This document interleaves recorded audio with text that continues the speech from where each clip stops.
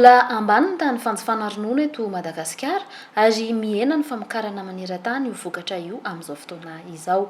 Antoka ao amin'ny fahasalamana nefa ny ronono ary dingana hanatrarana fahavitantena ara-tsakafo.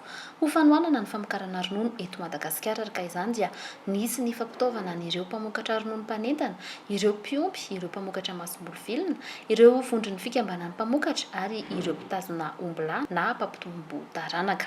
Etsika tamin'ny alalan'ny Ministeran'ny Fambolena sy ny Fiompiana sy ny Malagasy Report tamin'ny alalan'ny tetikasa profilé izay vatsiny ny vondrona Eoropeana vola. Tanjona moa ny ampivoarana sy ampiarena ronono eto Madagasikara ary ny ampiakarana ny tany vokatra.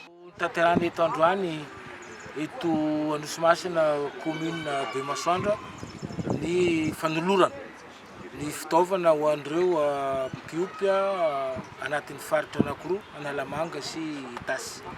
Toy ny ezaka izay efa natao ny tanterana eto Androany mba ahafahantsika manatratra ny tanjona izay napetraka ampiakarana ny famokarana ronono ny eto Madagasikara. Fantatsika ny totanisy ary ambany dia ambany ho antsika Madagasikara fa araka ny toromarika izay nomeny Andriamatoa Filoha ho ataontsika ny ezaka rehetrarehetra mba hiakatra io atotanisa io fisotroan-dronono ny eto amintsika. Manatanteraka isika izao ankehitriny izao miaraka ampiaranombonatoka eo ny tetikasa profilé izay vatsiny ny Eoropeana vola ato ny MDB izay tomponatoka voalohany lohalarana amin'izany fanatanterahana izany. Mpiompy mahery ny eninjato no tohanana ary milafiny maro ny antefana izay fanohanana voalohany amin'ny kalitao any ronono. Hitantsika ny fanatsarana ireo fitaovana fanerena sy fitondrana ronono makany amin'ireo topy fanangonana azy. Ny faharoa fampitaovana koa ho an'ireo mpanentana izay mandeha ny fotony manentana ny fampiroboroboana ny fiompiana na fikarakarana ny omby zany fampitaovana bisikileta nomena andreo sy fitaova hanatsara ny fiseraserana koa. Zay zany nomena zareo ary ny fahatelo amin'izany fampitaovana ireo inséminateur. Fantatsika fa ny anisan'ny fototra anankiray lehibe mba ahafahana mahazo vokatra ny hatsarany taranak'omby eny amintsika. Ka mahafahantsika manatratra an'izany dia ampitomboana ny isan'ireo teknisianina manao fampanarahana hoeti-tanana. Ka ny andihan'izay navoaka-androany misy folo eo manabevoa an'ireo taloha ka nomena fitaovana sahazan'izany zareo ahafahany manatanteraka ny asany. Ankoatran'izay koa fanolorana ny sertifika mampikarakara omby satria napetraka antsika koa ireo olona mpikarakara ny omby amin'ny alalan'ny fanarahana naturel zany. Misy omby napetraka eny anivon'Tatsara eny ahafahany zareo raha taitra ny omby mampanaraka an'izany ka ireo nahazo fofanana amin'izany no nalotolorana ny sertifika.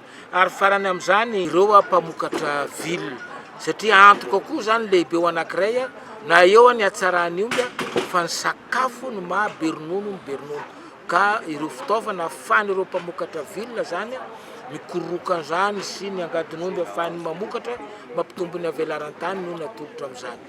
Zay no tanterana eto hita ny ary nambaran'ireo Tatsara teo ireo mpiompy fa fahavononan'izy ireo hiditra an-tsehatra ary mahafaly azy ny tohana izay hoentin'ny fitaoram-panjakana miaraka ampiarambonatoka toko zany ahafahantsika manatatra ny tanjona. Be nataonareo anay nanomboka tany amin'ny fampiofanana majinika indrindra ka hatramin'izao dia tsy mitsahatra ireo ary tsy misaraka aminay. Naiza toerana misy anay na dia any ambany-ravinkazo any ary zay.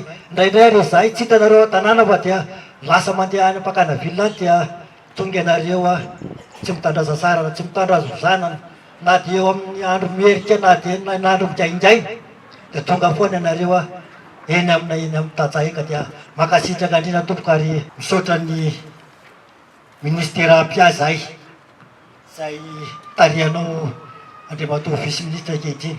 Etsika ihany koa ankehitriny ny fanamafisana ny fananatan'ireo mpiompy amin'ny famokarana vilona atao sakafon'ny omby. Efa misy moa ny fanamafisana ny fahaiza-manaon'ireo mpiompy ara-teknika. Ny zoma 7 Jolay 2024 no nanolorana ireo fampitaovana ireo teny Anosy-Masina Itosy, notarin'ny minisitra lefitra misana ny fiompiana.